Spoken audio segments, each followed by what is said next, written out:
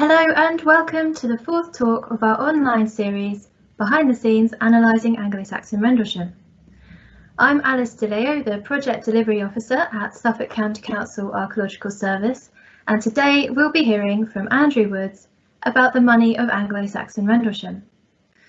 We're pleased to be hosting this online series in partnership with two projects. Rendlesham Revealed, led by Suffolk County Council Archaeological Service, funded by the National Lottery Heritage Fund, and Lordship and Landscape, led by Christopher Scull and funded by the Leverhulme Trust. You can find the earlier videos of our earlier talks on our website at heritage.suffolk.gov.uk/Rendlesham. Right, so now let me introduce you to Andrew Woods. Andrew is the Senior Curator of the Archaeology, Natural Science and Numismatic Collections at Yorkshire Museum, where he was also recently part of the curatorial team for the collaborative touring exhibition Viking Rediscover the Legend, in partnership with the British Museum. Andrew is well known for his research on the study of early medieval coinage in Britain and Ireland, particularly that of the Viking Age. We're really pleased to have Andrew as part of the Lordship and Landscape team and as the specialist analysing the coinage recovered from Rendlesham. So Andrew, when you're ready, over to you.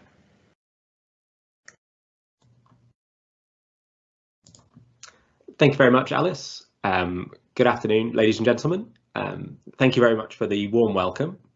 And so today I'm going to be speaking about the money of Anglo-Saxon Rendlesham. Before I get into my talk, I think it's good to say two things. The first of which is that I've been fortunate enough to work with the coins from Rendlesham for about a decade or so, identifying them from when they were first found through to analysis today.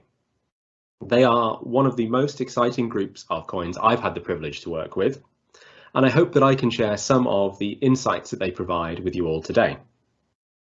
The second thing to say is that it's important to acknowledge the hard work of the four metal detectorists, Roy, Rob, Terry and Alan, whose work finding these exciting objects really underpins all of the analysis which follows. So then, my talk today. I'm going to briefly outline the background to the project and to Rendlesham itself. I'm going to introduce the coins, the data, research questions and methods that I've used in their analysis. But really the meat of my talk today will be looking at the coinage from Rendlesham, how it compares to East Anglia, and particularly looking at that kind of chronologically through time. Lastly, I'm going to try and draw some conclusions together to draw all of the disparate strands together into one or two conclusions at the end. Inevitably, we can't quite do justice to everything in half an hour. The major thing that's going to be missing from my talk today will be the extensive discussion of the comparative sites across the rest of East Anglia.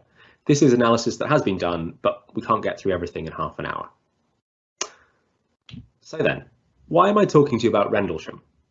If you've heard other talks in the series, then you will have heard about this in far greater depth. But Rendlesham is identified in Bede's history in the way you see on the screen here. Bede was writing in the 8th century, but he was describing events in the middle years of the 7th. In his history, he describes Rendlesham as a royal settlement or royal village, a vicus regius in the Latin. And this description tallies with our understanding of the archaeology of southeast Suffolk, where there are elite burials, most notably at Sutton Hoo and Snape, a major international port at Ipswich, and a central place at Rendlesham. This area can be and has been seen as a core area for royal power in East Anglia. For those unfamiliar with the geography of Suffolk, the little red circle on the map indicates where Rendlesham is in southeast Suffolk. It's about 6 kilometres up the Deben River Valley from Sutton Hoo and a relatively short distance to the northeast of Ipswich. Between 2008 and 2017, the site of Rendlesham was the subject of an extensive archaeological survey coordinated by Suffolk County Council Archaeology Service. And the map you see here on the right is the site itself, and it was extensively and systematically metal detected in this period. And all of the little blue dots you see here are finds of early medieval objects. In addition to the metal detecting survey, it underwent magnetometry, and small-scale excavation in a few of the fields. The detecting survey produced many thousands of finds, and I'm sure if you were listening to Faye's talk on Wednesday, you'll have heard a lot more about those. But I'm going to talk about the early medieval coins, of which hundreds were found. And this work has been the subject of a 3-year Leverhulme project with various experts analysing different strands. And we're just working on finalising the outputs of that project at this point in time. And if you want to read more about that project specifically, there is a link on this slide here. This project posed a whole range of research questions, and I'm just going to draw out 3 of those today. So the first thing I'm going to attempt to tackle is the extent to which Rendlesham was a uniquely sophisticated site when compared to others in the region. The second of which is what were the networks of exchange that we can see at Rendlesham. And the third was how did coin use at elite places, such as Rendlesham, shape the development of monetization, the use of money in the early medieval period. With these latter 2 questions, the implicit element to them is how did things change through time? So rather than trying to trace all of the networks for a sort of monolithic block of early medieval period, I'm going to try and be slightly more precise with our chronology, looking at the changes in the 6th, 7th and 8th centuries and what these mean. Coins are very well suited to this, as they're amongst the best dated material culture available to us. So to try to answer some of these questions, I've approached things at 3 different scales. The first of which, on the left here, looks at the distribution of material at Rendlesham itself. Where is the coinage from? What types are represented? What dates do they have?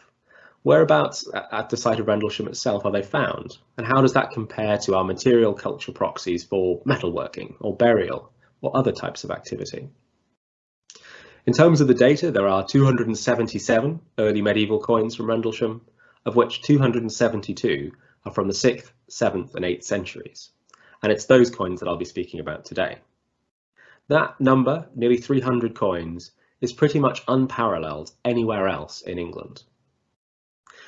As part of the project, I've also assembled comparative data sets from a number of other sites within the region. So hopefully you can see my mouse. This is Rendlesham down here. We've also got 3 data sets from the Gipping Valley, from Ipswich, from Barham and from Coddenham. Slightly further north in Suffolk, we have a data set from Hoxton, and then 2 comparative sites, Caister and Burnham in Norfolk. These sites were selected as others with potential for being high status and thus comparable to Rendlesham. These sites haven't produced as many coins, totaling 342 between them, but we can compare relative proportions, dates and types nonetheless. I've also looked at things at a landscape or regional level, drawing together the data from across all of East Anglia. This data draws on the Portable Antiquities Scheme dataset, but also the Fitzwilliam Museum's corpus of early medieval coins, in addition to the Norfolk and Suffolk Historic Environment Record data. And that means we end up with a total of 1,404 coins from the period 500 to 800. The spatial data associated with many of these coins isn't great, so they've been grouped into parish groups for this landscape level of analysis. Now, this large amount of data from differing sources means that we broadly need to adopt a couple of methodologies, really. The first is that we need to compare relative proportions rather than absolute numbers when we analyse. So the percentage of coins from a certain place, from a certain period, rather than counting absolute numbers. Otherwise, Rendlesham, which has been the most extensively detected and recorded, comes out on top of everything and you lose quite a lot of the nuance. This also affects things when plotting maps. The maps that you'll see of East Anglia, like the one on the right of this slide, are relative risk maps, where the number of coins for a particular period or type are plotted against the totals found to control for the over-reporting in some areas and under-reporting in others. Hotspots in red and orange represent areas where there are lots of finds compared to the amount of searching, rather than just the area with the most reported finds. The little black dots you see of varying size represent parishes where coins have been found, and the size of the circle represents the number of coins that have been found there. I'm going to approach the analysis today by dividing things up chronologically, attempting to trace the trace the changes in networks of exchange through time. And the broad periods are those laid out on the screen here. And these periods that I'm going to speak about reflect changes within the form and material of the coinage. So initially, the coinage that circulated in East Anglia was all from the continent. It was struck using a very high standard of gold, generally in excess of 80% gold. In the middle years of the 7th century, 630 to 670, continental gold coins and locally struck English coins circulated alongside one another. They were struck to a much lower standard of gold, usually less than 50% gold with the rest of the coinage silver. And then from about 670 onwards, silver coins were struck and used widely across East Anglia, England, and around the North Sea. From about 730, these coins in turn were debased, with the silver that they were made from gradually reduced and copper alloy elements added instead. And these physical changes give us kind of broad groups that we can analyse, and this will be the structure of my talk today. Just a brief note on terminology. If you've read about coins of this period or heard talks about them previously, you'll have seen them described using various terms. Gold coins described as tremises, shillings or thrimses, and silver coins as skeets or shatters and the like. I'm going to do my best to avoid using this terminology today. I'm just going to call them all coins for simplicity's sake.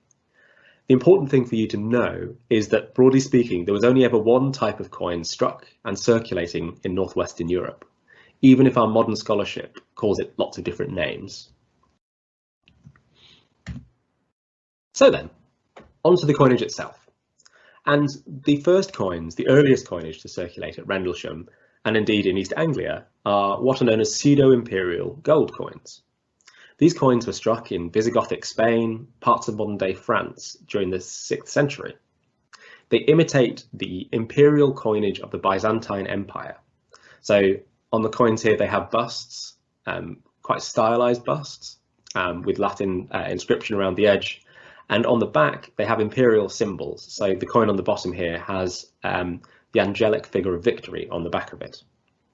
There are 5 of these coins from Rendlesham, and they are likely to be the earliest coins used and lost at the site. The earliest early medieval coins. The only other site in East Anglia where there are more than one that's been found is at nearby Codnham, so this little black dot on our map here, which shows similarities to Rendlesham in a number of ways. The distribution of most of the rest of the coins of such an early date is overwhelmingly coastal, with isolated examples really mostly focused around the Norfolk coastline. Rendlesham appears to represent one of the earliest places that coinage was used in early medieval East Anglia. Another type of early coin from Rendlesham are Byzantine bronze coins, the type you see here. They have imperial portraiture on their front, and you may just be able to make out the face here and shoulders there on this coin in the bottom right. On the back of the coins, they have quite varied designs, but usually with a sense of their denomination. There are 8 such coins from Rendlesham, the earliest coming from the reign of Justin II in the 560s, and the latest from the 620s in the reign of Heraclius. The 2 coins you see on screen here, Maurice Tiberius and Phocas, sort of sit somewhere in between those 2 dates. There are vanishingly few other Byzantine coins found in East Anglia, and where they are found, they show a clustering in southeastern Suffolk. Even at the other study sites, selected for being high status, there is little evidence for the presence of this Byzantine coinage. Circulating alongside that Byzantine coin, those Byzantine coins, were gold coins from the Merovingian Frankish kingdoms. There are 25 of these from Rendlesham, which can be compared to 50 from the rest of East Anglia combined. They were struck at mints right across modern-day France. Hundreds of different mints made these coins. They're quite difficult to analyse as there are challenges of attribution. It can be difficult to discern which mint they were made at, and particularly difficult to discern what date they were struck at. For the project, we've used gold fineness as a proxy for date. We know that in the late 6th century, these coins were very high gold, generally in excess of 80% fine, and by the mid 7th century, they were quite poor gold, generally with less than 50% gold in them. And across the early part of the 7th century, there's sort of a gradual decline. And so what I've plotted here on the right are the early coins, those with very high gold contents in excess of 80%. The little black dots represent the mints where they originated. The distribution of these coins would suggest that in the late 6th and early part of the 7th century, that there was a network of exchange which extended down the western coast of France and beyond. The Byzantine coins found at Rendlesham suggest that there was fairly likely to have been quite direct contact with those in the Mediterranean world beyond as well. So what about when they arrived at Rendlesham? So this is a plot of the Rendlesham study area with the coloured squares showing where coins have been found from this early period. And the project has been able to define different areas at Rendlesham, sort of a permanently settled core in this sort of area, evidence for graves and the like in the northeast up here, and a sort of sporadically or seasonally occupied area further to the south. And I've spent quite a long time analysing the coin finds with reference to these different areas. Were certain areas earlier than others? Are there different types or origins for the coins in certain parts of the site rather than others? And the long and short of it is no, not really. The dates and types of coin are fundamentally very similar across all of this sort of 50-hectare site. They're similar in the permanently occupied settlement as the seasonally occupied areas. Any model which suggests that coin use started in one area of Rendlesham and then spread to others is probably not correct. When coinage was first used here, it was used across all of the site by presumably quite a wide range of people. And this is quite an interesting contrast to the rest of the landscape around Rendlesham, where coin use in the late 6th and early part of the 7th century is incredibly rare. As such, I think it would be fair to describe Rendlesham and indeed Codnham, where we have much of the same evidence, as in the vanguard of coin use in East Anglia. So if we jump forward in time a little bit, in the middle decades of the 7th century, the networks of exchange at Rendlesham shifted. If you break down the origins of coinage, again using that fineness as a proxy for date, as I've done on the two maps here. So the map on the left, this one here, has coins of fineness between 50 and 80%, which we might date to the sort of second quarter of the 7th centuries, the 620s, 630s.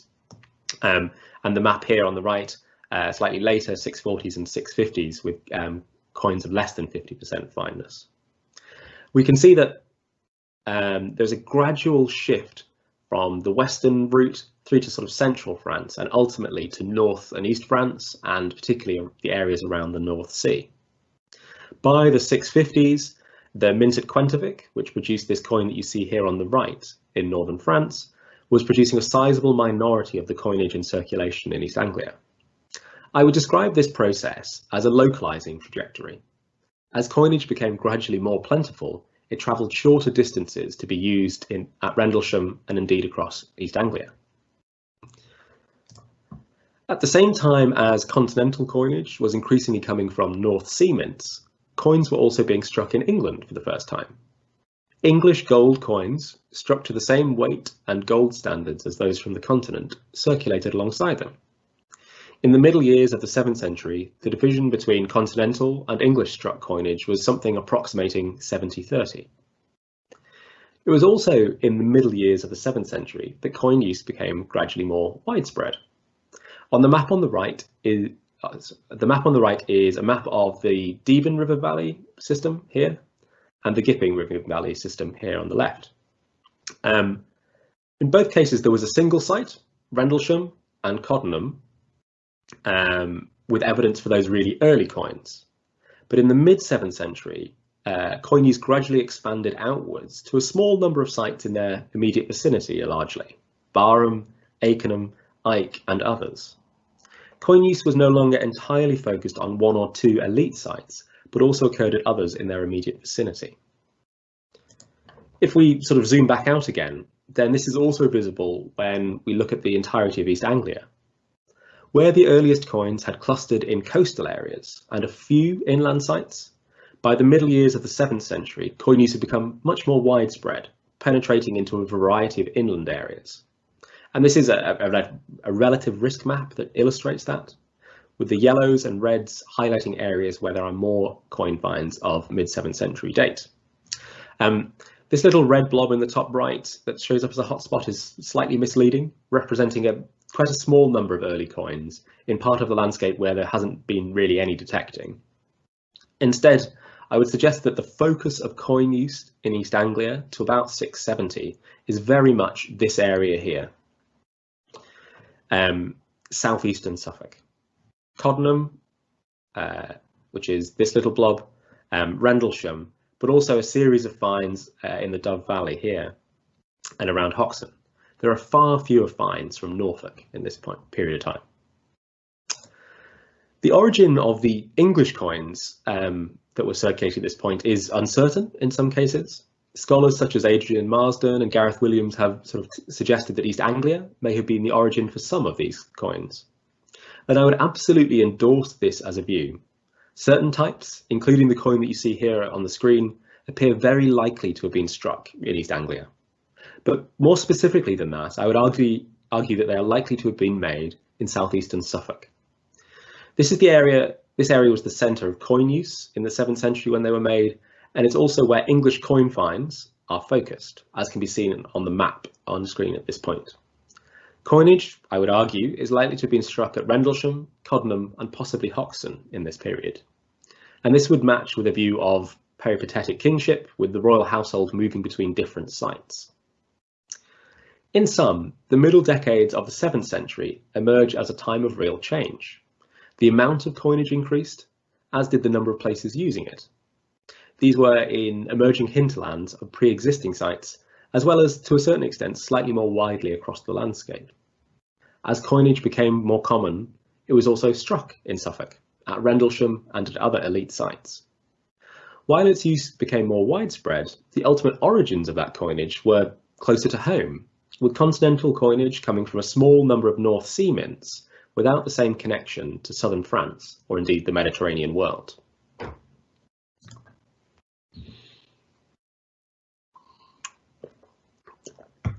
In the late 7th century and into the early 8th, the amount of coinage in use at Rendlesham expanded dramatically. It's quite difficult to absolutely quantify this, but on a coin finds per annum basis, there are somewhere between 5 and 10 times as many coin finds in the last decades of the 7th century as there had been 50 years before. The graph here on the right hopefully gives a sense of this, quantifying the proportion of the coin assemblage in different periods. The jump between the earliest period coins before 665 and those that follow after that date is massive. The map on the left shows the coin finds from Rendlesham. There are a lot more of them, so you have more dots on this map than previously. But the major things really is that actually there aren't significant shifts in where these coins are coming from. Places where coins were being used and lost in the 640s are in many cases the same places the coins were being used and lost in the 680s. There are small differences, so there are more coins found here in these eastern areas and a few more coins in these southern areas than previously, but the impression really is of quite a lot more coins being used across a slightly larger area. The expansion of coin use is something that has been talked about previously, but it's worth highlighting here nonetheless, I think.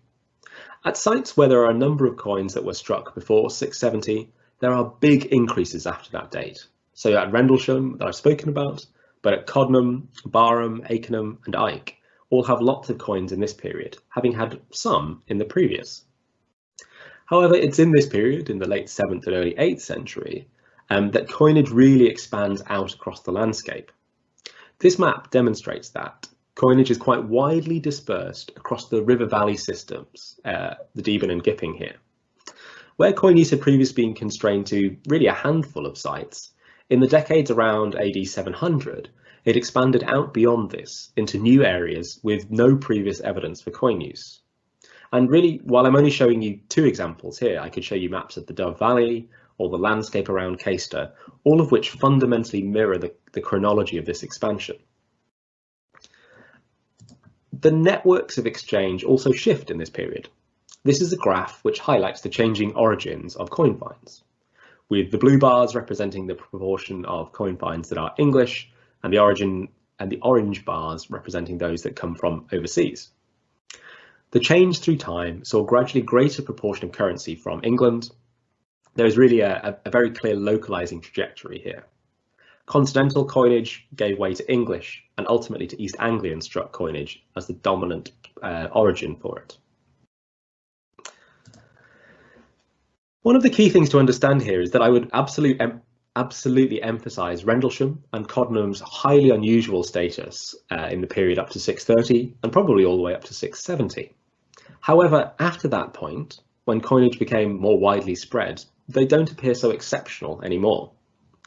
These are two graphs which quantify the proportions of the major coin types in circulation in the late 7th century. They're known as series A, B, C, D and E. A, B, C are struck in England, while D and E are struck in the Low Countries on the near continent. The proportion of these major types are remarkably similar for Rendlesham as for the rest of East Anglia. The only major difference is the relative proportions of Series A and Series E, with Rendlesham having more of the former and fewer of the latter. I would explain this as Rendlesham having closer or more regular contact with Kent, where those coins were struck, than other areas of East Anglia enjoyed.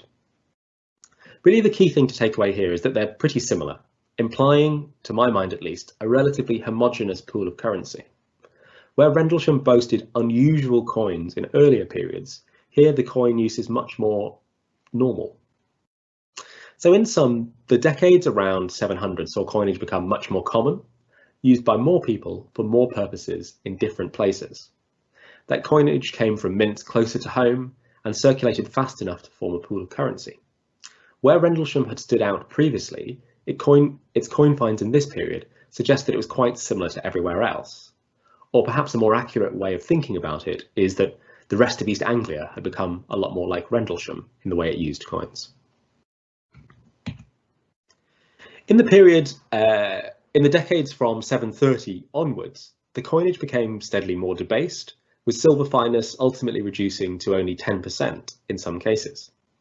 And this chronology matches a period of change at Rendlesham. There is a spatial shift in the distribution of coinage, with coin finds found increasingly close to the river here and with fewer in eastern areas of the site. But crucially, the period also saw quite dramatic decline in coin use at Rendlesham. There are coins from the 710s and 720s, but few that can be placed after that date.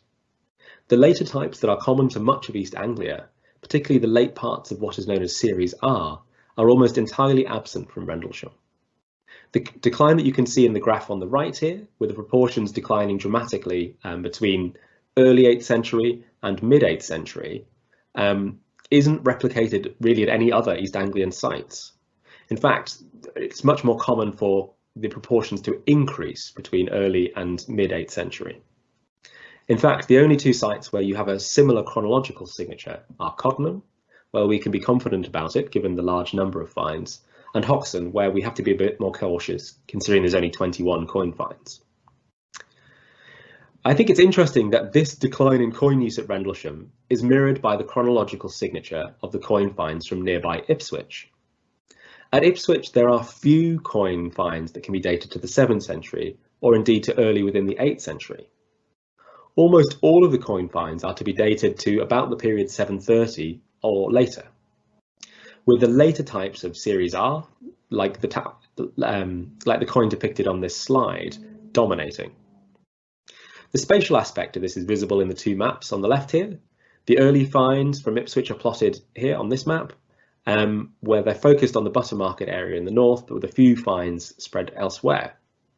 The later finds on the right here are spread much more across the townscape, and they don't just represent an increase in coins in one or two excavations, but at most major digs within the city. The crossover point appears to be with a type known as R8, which is the largest of East Anglia's coinages. These are the latest coins from Rendlesham and the point at which coin use really takes off in Ipswich in a serious way. They were struck in Ipswich as the currency of a significant trading town. And I would encourage you to go and listen to Keith's talk in a few weeks' time, where he'll speak in much greater detail about Ipswich than I can here. The dominance of Ipswich can be seen when we look at the distribution of coinage at the regional level. These are two maps, one focused on the period to 710 and the other on the mid-8th century. There are three things that I would encourage you to take away from this. The first of which is the scale of coin use across the landscape.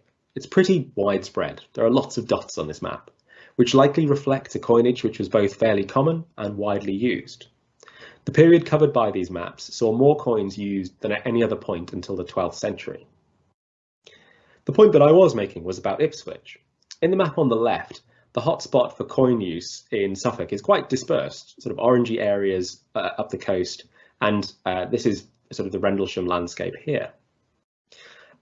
In the map on the right, the coin finds are much more concentrated, quite tightly concentrated in this area around Ipswich, with much less of a hotspot elsewhere. My interpretation of this is that the economic activity, which had previously taken place at Rendlesham and Coddenham, was instead happening at Ipswich instead. The specialist trading site of Ipswich emerged as these other sites waned.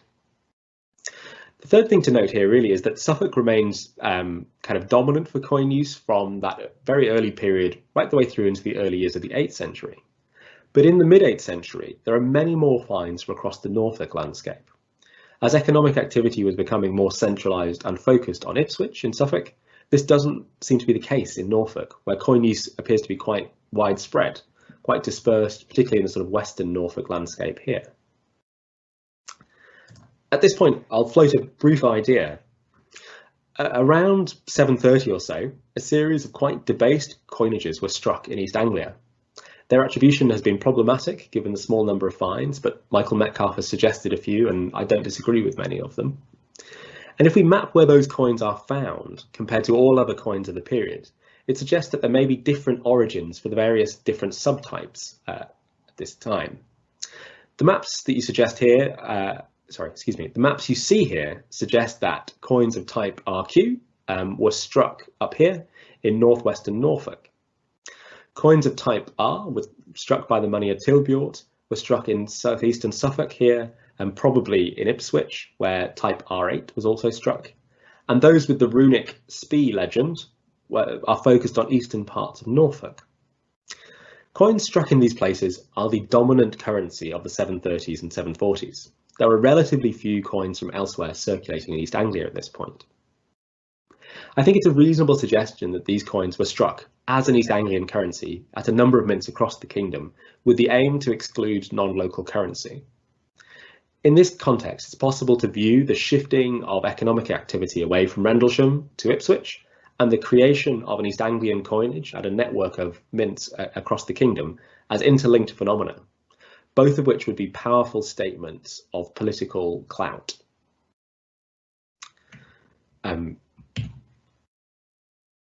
So that's been a sort of whistle-stop tour to the coins from Rendlesham. And I just want to go back to where we started and just try and offer a few concluding remarks with regard to the questions that were asked at the beginning.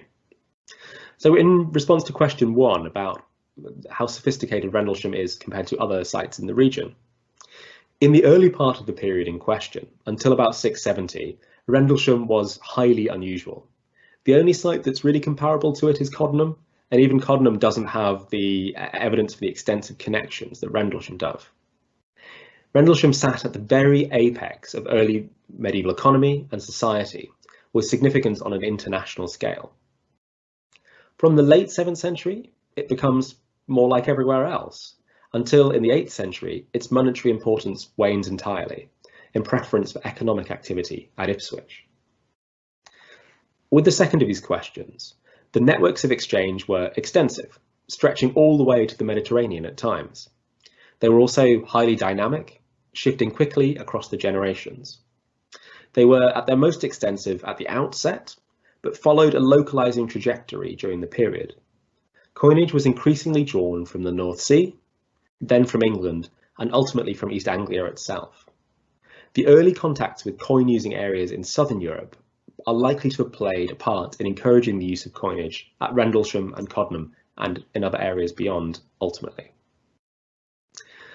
With regard to the third question, it seems that Rendlesham was at the vanguard of coin use, and that we should see early coin use as connected to royal power. The kings who lived at Rendlesham likely encouraged or enforced the use of coinage. This is perhaps clearest in the mid-7th century, when they struck gold coins which were used across Suffolk. They may have been made to facilitate the payment of taxes, of tributes or fines to the king. It's certainly at sites connected with royal power that coinage was first used, gradually expanding outwards thereafter. Royal power can thus be seen as having an important role in the beginnings of coin use, but it should also be noted that demand for coinage quickly outstripped supply in the late 7th century. So, to conclude, I hope that I've given you a sense of the importance of the money of Anglo-Saxon Rendlesham. It is genuinely an assemblage with enormous possibilities, and I think it will help us to reshape how we view money, the economy, and indeed royal power in the early medieval period. Thank you very much.